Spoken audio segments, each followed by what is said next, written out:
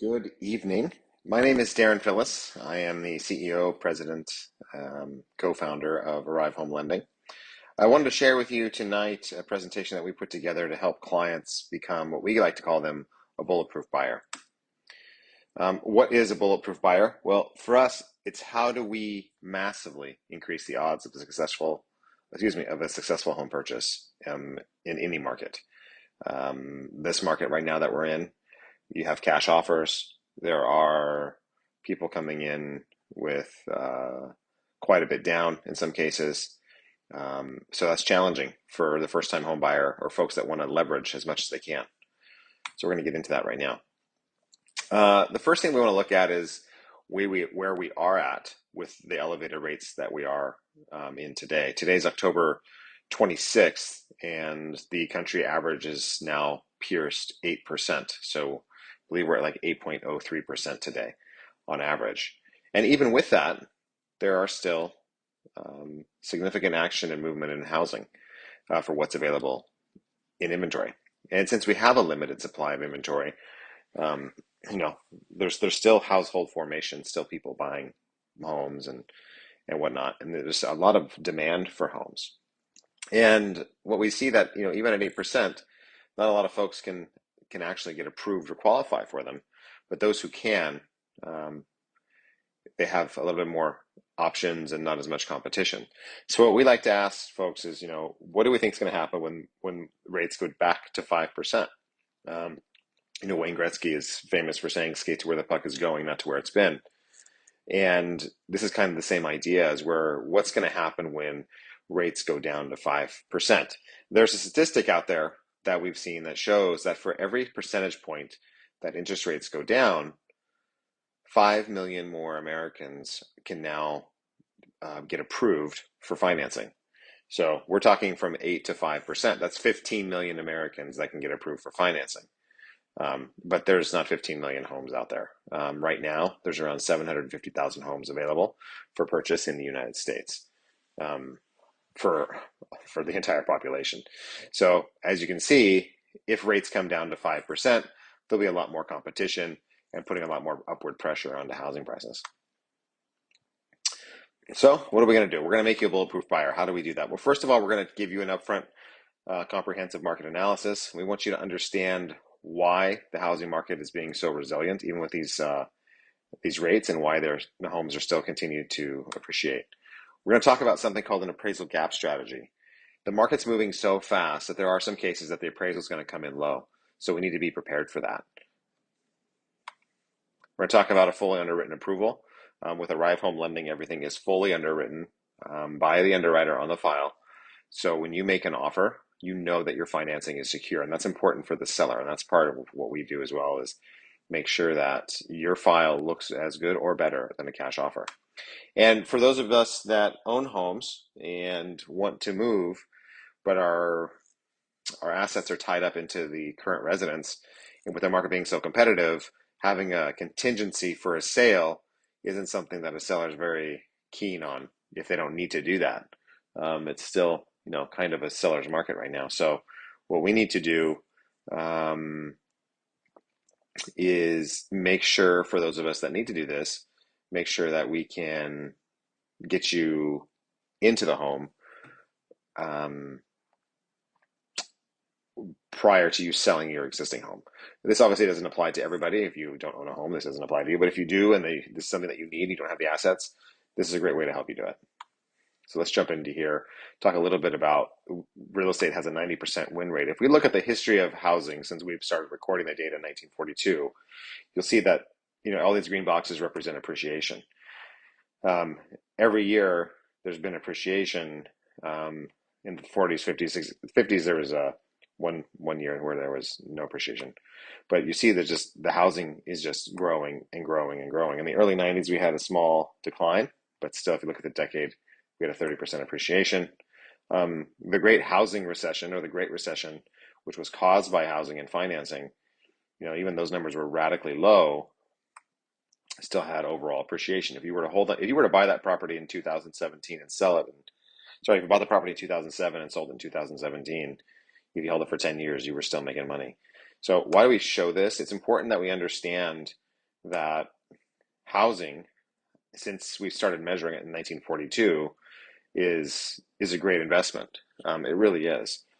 The appreciation values are incredible, and if you use leverage properly, and if you can leverage more, you'll see that your cash on cash return is significant. Obviously, your monthly expenses go up when you borrow more, but I'm of the mindset I'd rather have more cash in my bank when I buy the house and let that money work for me elsewhere than put it all into the equity of the house and still have it make the same amount of money for me. So let's talk about, how this cycle, a lot of concerns that clients bring to us, and you hear a lot about in the media, is that we're in a housing crash. The housing market's going to crash, but we just don't believe that's true. If you look at the last housing cycle, which was the Great Recession in '07, '08, we had unemployment at 10%. Right now, our unemployment rate is very low. Now, granted, part of the reason that our unemployment rate is very low is because people are working multiple jobs, but they can get them. The multiple jobs are available. They weren't available in that time. Total jobs right now versus before, we've got 20 million more jobs.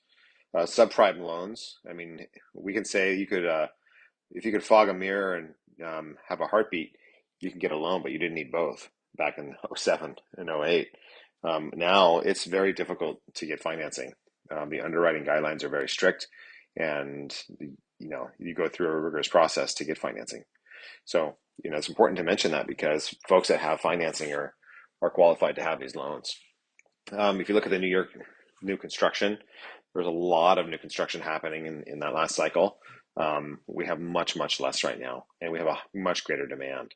Inventory on market at that time, 4 million. At the end of when I put these numbers together, at the end of September, we were at like 798,000 for the whole entire country. It's just not enough. Mortgage delinquency, 10.1% then because of the unemployment rate.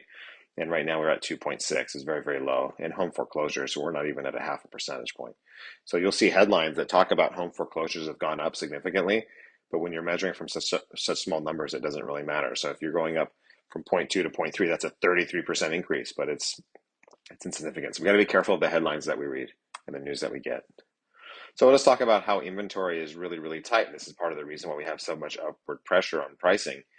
If this chart compares for the last 4 years, or the last full 3 years and this year to date, effective ending 9/3, there's just not a lot of available properties. And this is all Redfin metro areas that we're looking at, and we can show this for any metro area that we want in the country. And there I'll tell pretty much the same story.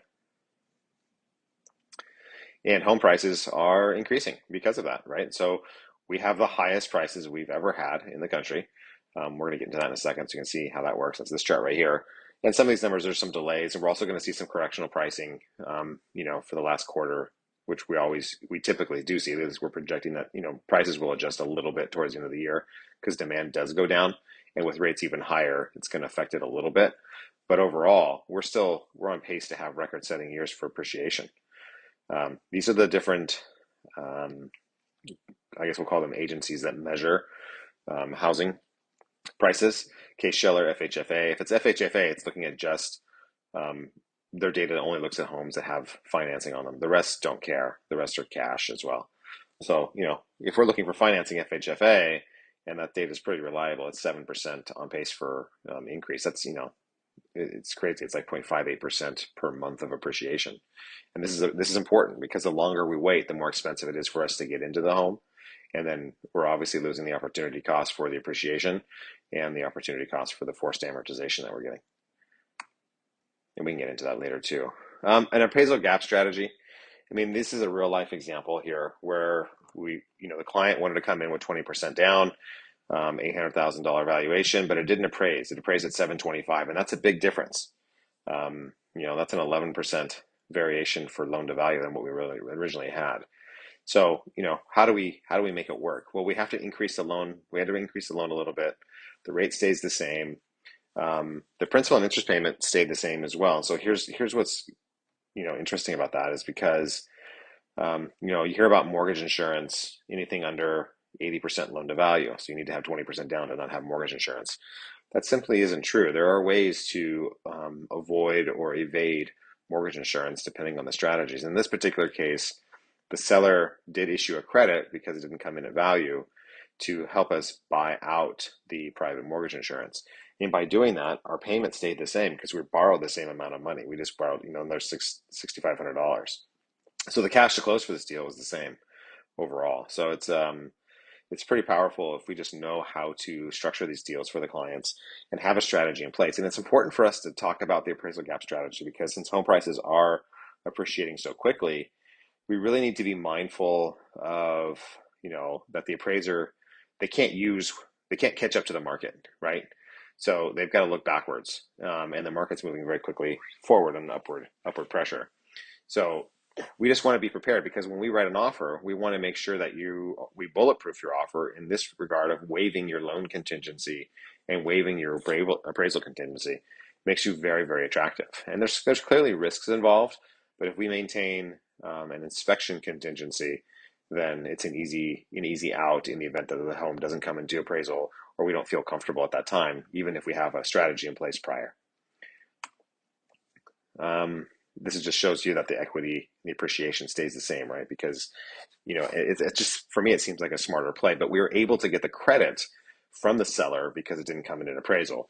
With the market so hot right now, we can't go in there writing offers asking for credits necessarily in every case. I mean, some markets you can, but most of the markets you can't. So if there's something that comes into our favor because, the appraisal did come in low, even though we have an appraisal waiver, we can still, negotiate to make a deal, make a deal work. First step is to get into contract, and then from there we can use different tactics and strategies to make sure we win the offer and stay in there and make sure it's financially viable for us. We talk about 36% of homes are sold in cash in 2022, and there's still a lot of cash buyers right now. A lot of 40% of the homes in the United States are owned outright by cash. So when somebody does sell a home for cash and does a lateral move, they can jump in no problem and they'll buy it with cash. So how do finance buyers compete like that? Well, we can do a fully underwritten file. So that means that the underwriter is actually verifying your income, verifying your assets, and verifying your credit. What's outstanding will just be title, excuse me, just be title work and the appraisal, stuff like that, and insurance. Right, we have to make sure that we have insurance when we get into the home. That's another thing that's happening a lot in California. Is to get insurance right away. And sellers are keen on this and they understand what's going on. So, excuse me, we want to make sure, to do this, that we have clients that are actively making offers in the next 60 days. We want to make sure that all of the documentation is provided timely so we can get that fully underwritten approval. And we want to make sure that we're the right team for the client, because the worst thing that can happen for us and for our partners is to start a process and then, once we're under contract or prior to contract, rate shop. And, I understand and we understand that it's a sensitive topic, but we're doing all of the heavy lifting up front to make sure that we have a winning offer. But on top of that, we're going to stay with the client for the next 30 plus years. And that's really, really important because what you'll see is that the industry teaches loan officers just to be transactional. It's like a lawnmower without a bag, right? And that's, the worst thing for our people and our communities. It's just not a healthy way of approaching creating wealth through real estate, right? So it's important to us that, when we start working with a client, we will ask them if they're committed to working with us, because we're putting in a lot of time and effort to make sure that we're all successful as a team. We talk about the bridge loans. What this is like, you can buy before you sell. We do have programs that are available. It is costly to do this.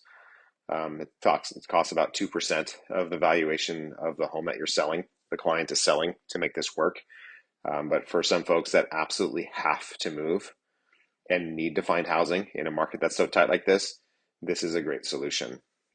If it's somebody that doesn't have to move or, can wait or can find the contingency or maybe find some other options, then, we wouldn't want them to lose 2% of their equity in doing this. But for the folks that really need it or really, really want to do it, there's options for them and we can help them with that. Okay. So basically, it's literally an all cash offer without the cash. Everything's pre-underwritten and fully approved, and we make sure there's enough money to make this work. And we can get into the details of this another time if it's something that you're interested in learning about. The cost of waiting is really, really important, especially right now. Excuse me.